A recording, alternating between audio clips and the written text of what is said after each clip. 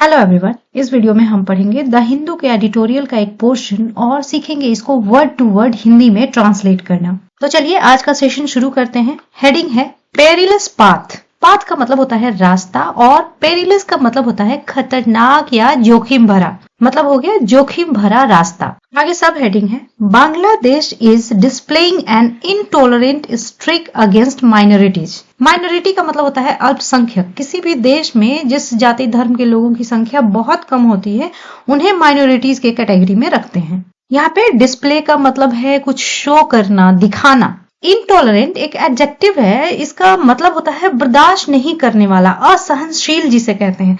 मतलब कि जो लोग अलग टाइप के हैं, अलग जाति धर्म सोशल क्लास से बिलोंग करते हैं, उनको एक्सेप्ट नहीं करना, ऐसे ही बिहेवियर को इनटॉलरेंट कहते हैं। स्ट्रिक्ट का मतलब होता है दौर, मतलब कि जब एक पैटर्न लगातार हो रहा हो, कोई चीज बार बार हो रही हो, तो एक टाइम पीरियड तक जब वो चीज हो रही है उसे स्ट्रिक्ट कहते हैं। अगेंस्ट का मतलब होता है के खिलाफ। यहाँ पे सब्जेक्ट है बांग्लादेश, डिस्प्लेइंग है इसका मेन वर्ब और ये लिखा गया है प्रेजेंट कंटिन्यूअस में। मतलब हो गया अल्पसंख्यकों के खिलाफ बांग्लादेश एक इनटॉलरेंट स्ट्रिक शो कर रहा है। मतलब ये जो अभी क्राइम्स हुए हैं बांग्लादेश में और लगातार ये पैटर्न चल ही रहा है, इसके लिए ऐसा लिखा हुआ है।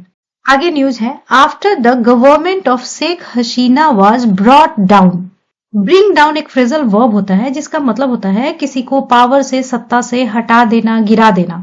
और ब्रिंग की थर्ड फॉर्म यहाँ पे लिखी गई है brought. By a student led uprising on August 5, 2024। Uprising का मतलब होता है विद्रोह और स्टूडेंट लेड कहने का मतलब है छात्र के नेतृत्व वाला। स्टूडेंट लेड यहाँ पे एडजेक्टिव का फंक्शन कर रहा है। यहाँ पे सब्जेक्ट है ये government of Sheikh Hasina.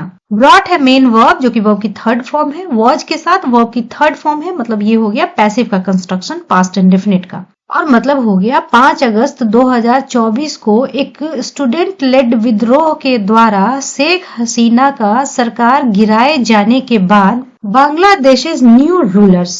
Ruler का मतलब होता है रूल करने वाले, शासन करने वाले। यहाँ पे है अपॉस्ट्रोफी एस, यानी कि बांग्लादेश के नए rulers a military backed interim government led by Nobel laureate Muhammad Yunus. Interim का मतलब होता है टेम्पररी, थोड़े समय के लिए जो सरकार बनाई जाती है उसे इंटरिम गवर्नमेंट कहते हैं। और मिलिट्री बैक्ड कहने का मतलब है मिलिट्री के समर्थन वाला, मिलिट्री के सपोर्ट वाला। लॉरिएट का मतलब होता है पुरस्कार विजेता, जैसे यहाँ पे लिखा गया है नोबेल लॉरिएट मोहम्मद यूनुस, यानी कि नोबेल पुरस्कार विजेता मोहम्मद यूनुस। और लीड का मतलब होता है किसी चीज का नेतृत्व करना, उसी की पास्ट पार्टिसिपल फॉर्म लिखी गई है यहाँ पे लेड। और led by Nobel laureate Muhammad Yunus, मतलब कि नोबेल लॉरिएट मोहम्मद यूनुस के नेतृत्व वाला, उनके द्वारा नेतृत्व किया जाने वाला। और ये बात लिखी गई है इस इंटरिम गवर्नमेंट के बारे में। मतलब हो गया नोबेल पुरस्कार विजेता मोहम्मद यूनुस के नेतृत्व वाला एक military backed temporary government, interim government. अब यहाँ के कॉमा से लेके यहाँ मोहम्मद यूनुस तक ये जो पार्ट है ये न्यू रूलर्स के बारे में एक एक्स्ट्रा इन्फॉर्मेशन दी गई है। और मेन क्लॉज यहाँ प्रॉमिस से शुरू है। और अगर इस एक्स्ट्रा इन्फॉर्मेशन को थोड़ी देर के लिए साइड कर दें तो हमारा मेन क्लॉज हो गया Bangladesh new rulers promised a new beginning. यहाँ पे बिगिनिंग का मतलब है शुरुआत, बिगिनिंग एक नाउन है यहाँ पे। और इस क्लॉज के सब्जेक्ट हो गए न्यू रूलर्स, प्रॉमिस्ड है मेन वर्ब और ये लिखा गया है पास्ट इंडेफिनिट में। बिगिनिंग का मतलब होता है शुरुआत, बिगिनिंग एक नाउन है। और मतलब हो गया शेख हसीना की सरकार गिराए जाने के बाद बांग्लादेश के नए रूलर्स ने वादा किया एक नई शुरुआत का।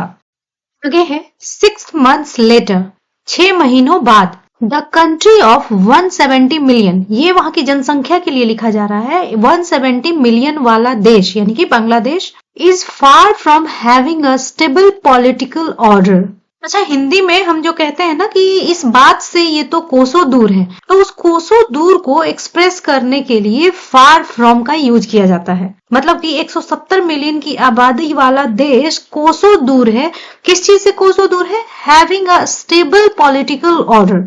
स्टेबल पॉलिटिकल ऑर्डर कहने का मतलब है राजनीतिक स्थिरता, मतलब कि एक स्टेबल गवर्नमेंट का होना। अच्छा, एज ए वर्ब हैव का मतलब होता है कुछ आपके पास होना, कुछ एक्सपीरियंस करना। उसी की जेरंड फॉर्म यहाँ पे लिखी गई है हैविंग, मतलब हो गया राजनीतिक स्थिरता होने से कोसों दूर है। Let alone a new don.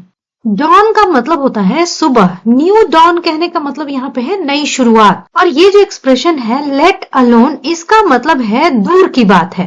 मतलब हो गया एक नई शुरुआत तो दूर की बात है। मतलब कि ये जो इंटरिम गवर्नमेंट ने प्रॉमिस किया एक नई बिगिनिंग का, वहां 6 महीने बाद भी अभी राजनीतिक स्थिरता से वो देश कोसों दूर है। नई शुरुआत तो दूर की बात है। आगे है द लॉलेसनेस। लॉलेसनेस का मतलब है नियम कानून का कुछ नहीं होना, अराजकता जिसे कहते हैं। The lawlessness across the country, देश भर में, उसके लिए कहते हैं अक्रॉस द कंट्री।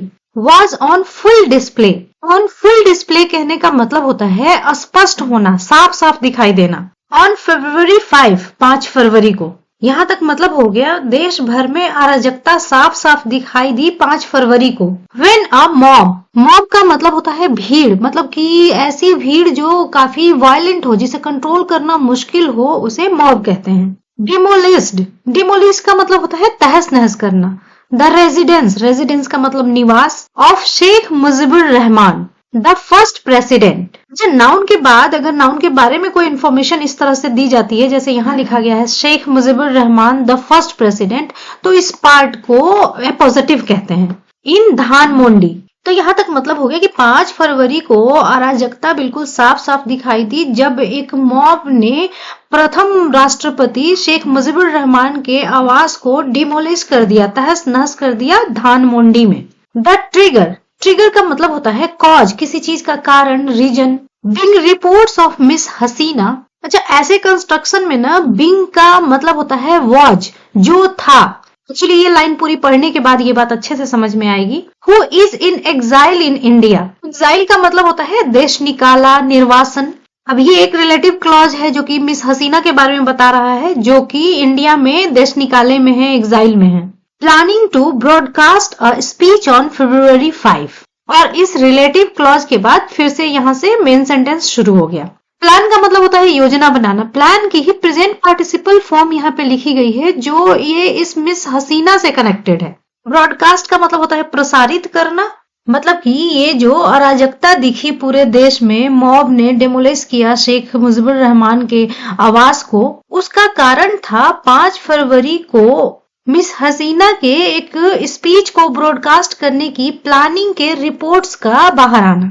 आगे है प्रोटेस्टर्स। प्रोटेस्ट का मतलब होता है विरोध करना, और विरोधियों को प्रोटेस्टर्स कहते हैं। सर्कुलेटेड देयर प्लान, सर्कुलेट करने का मतलब होता है किसी इंफॉर्मेशन को फैलाना। तो प्रोटेस्टर्स ने अपने प्लान को सर्कुलेट किया ऑनलाइन टू डिस्ट्रॉय द बंग बंधु मेमोरियल म्यूजियम। डिस्ट्रॉय का मतलब होता है नष्ट करना। मतलब कि बंग बंधु मेमोरियल म्यूजियम को डिस्ट्रॉय करने का प्लान प्रोटेस्टर्स ने ऑनलाइन सर्कुलेट किया था, ऑनलाइन फैलाया था। यूजिंग एक्सकेवेटर्स एंड बुलडोजर्स, यहाँ पे प्रेजेंट पार्टिसिपल फॉर्म लिखी गई है यूजिंग, मतलब कि एक्सकेवेटर्स और बुलडोजर्स का इस्तेमाल करके they unleash the attack on the building. Unleash का मतलब होता है किसी चीज को फोर्सफुली शुरू कर देना। दे लिखा गया है प्रोटेस्टर्स के लिए, मतलब हो गया बिल्डिंग पर उनने हमला करना शुरू कर दिया एक्सकेवेटर्स और बुलडोजर्स का इस्तेमाल करके। In the presence of security personal, security personal मतलब सुरक्षा कर्मचारी। प्रेजेंस का मतलब होता है उपस्थिति, मतलब कि सिक्योरिटी पर्सनल के उपस्थिति में। Where the father of nation was assassinated in 1975। Sheikh Mujibur Rahman Bangladesh के फादर ऑफ नेशन कहे जाते हैं। और assassinate का मतलब होता है किसी की हत्या करना। इस पार्ट में सब्जेक्ट है फादर ऑफ नेशन और assassinated है इसका मेन वर्ब, जो कि वर्ब की थर्ड फॉर्म लिखी हुई है। वॉज के साथ वर्ब की थर्ड फॉर्म है, ये हो गया पैसिव का कंस्ट्रक्शन। और मतलब हो गया जहां पर फादर ऑफ नेशन की हत्या की गई थी 1975 में। The residence of Miss Hasina and other Awami League leaders were also vandalized। Vandalize का मतलब होता है तहस नहस कर देना। मतलब हो गया मिस हसीना और दूसरे अवामी लीग लीडर्स के आवास भी तहस नहस कर दिए गए। यहाँ भी वेंडलाइज्ड की ये थर्ड फॉर्म है, जो कि वे मेन वर्ब है, यहाँ पे वर्ब के साथ वर्ब की थर्ड फॉर्म है, तो ये भी हो गया पैसिव का construction. The interim government promised stern action. Stern action कहने का मतलब है कड़ी कार्रवाई, कड़े कदम। मतलब हो गया इंटरिम गवर्नमेंट ने कड़ी कार्रवाई का वादा किया। And mister Yunus called for काम। काम का मतलब होता है शांति, और कॉल फॉर एक फ्रेजल वर्ब होता है जिसका मतलब होता है पब्लिकली किसी चीज की रिक्वेस्ट करना, अपील करना। क्योंकि ये बात पास्ट की है इसलिए यहाँ पे लिखा गया है कॉल्ड फॉर, मतलब हो गया और मिस्टर यूनुस ने शांति की रिक्वेस्ट की, अपील की। बट 3 days लेटर, लेकिन 3 दिनों बाद सिक्योरिटी क्रैकडाउन, क्रैकडाउन का मतलब होता है कड़ी कार्रवाई, severe action, specially illegal activities के खिलाफ या सरकार के खिलाफ जो लोग होते हैं उन लोगों के अगेंस्ट जब सीवियर एक्शन लिया जाता है तो उसे ही क्रैकडाउन कहते हैं। आ सिक्योरिटी क्रैकडाउन टारगेटेड, टारगेट का मतलब निशाना बनाना, अवामी लीग मेंबर्स, ये अवामी लीग शेख हसीना की पार्टी का नाम है। And saw over 1000 arrest in a single day. C की सेकंड फॉर्म होती है सॉ, यहाँ पे सी कहने का मतलब है देखना, कुछ अनुभव करना, एक्सपीरियंस करना। ओवर 1000 मतलब 1000 से ज्यादा। अरेस्ट का मतलब है यहाँ पे गिरफ्तारी, प्लूरल फॉर्म लिखी गई है गिरफ्तारियां, मतलब हो गया। लेकिन 3 दिनों बाद एक सिक्योरिटी क्रैकडाउन ने अवामी लीग के मेंबर्स को निशाना बनाया और एक ही दिन में 1000 से ज्यादा गिरफ्तारियां की गईं। आगे है the attack is not an isolated incident. Incident का मतलब होता है घटना और आइसोलेटेड कहने का मतलब है वन टाइम इवेंट, जो एक ही बार हो उसे आइसोलेटेड कहते हैं। मतलब हो गया ये हमला एक अकेली घटना नहीं है। Mister Yunus and student protesters have accused miss Hasina of running an authoritarian regime. Regime का मतलब होता है हुकूमत और ऑथोरिटेरियन रेजीम कहने का मतलब है तानाशाही वाला हुकूमत। रन का मतलब होता है चलाना, उसकी जरन फॉर्म यहाँ पे लिखी गई है रनिंग। अक्यूज का मतलब होता है आरोप लगाना, उसकी थर्ड फॉर्म यहाँ लिखी गई है अक्यूज्ड। यहाँ पे सब्जेक्ट है mister Yunus and student protesters और एक्यूज्ड है इसका मेन वर्ब, हैव के साथ वर्ब की थर्ड फॉर्म है, ये लिखा गया है प्रेजेंट परफेक्ट में। और मतलब हो गया मिस्टर यूनुस और छात्र प्रोटेस्टर्स ने मिस हसीना पर एक तानाशाही वाला हुकूमत चलाने का आरोप लगाया है। Mister Yunus has also promised to build a नया बांग्लादेश। मतलब हो गया मिस्टर यूनुस ने एक नए बांग्लादेश के निर्माण का भी वादा किया है। यहाँ पे हैज के साथ वर्ब की थर्ड फॉर्म लिखी हुई है प्रॉमिस्ड, ये लिखा गया है प्रेजेंट परफेक्ट में। विथ रिफॉर्म्ड इंस्टीट्यूशंस, रिफॉर्म का मतलब होता है सुधार करना, रिफॉर्म्ड इंस्टीट्यूशंस कहने का मतलब है सुधारे हुए संस्थान। ट्रांसपेरेंसी इसका मतलब होता है पारदर्शिता एंड अकाउंटेबिलिटी, अकाउंटेबिलिटी का मतलब होता है रेस्पॉन्सिबिलिटी, दायित्व, मतलब कि इन चीजों के साथ एक नया बांग्लादेश बनाने का वादा भी किया है। But 6 months after miss हसीनाज ouster, किसी को बेदखल कर देना, कहीं से निकाल देना, इस एक्ट को आउस्टर कहते हैं। आउस्टर एक नाउन है। लेकिन मिस हसीना के आउस्टर के 6 महीने बाद the interim government has made little progress in its reform agenda.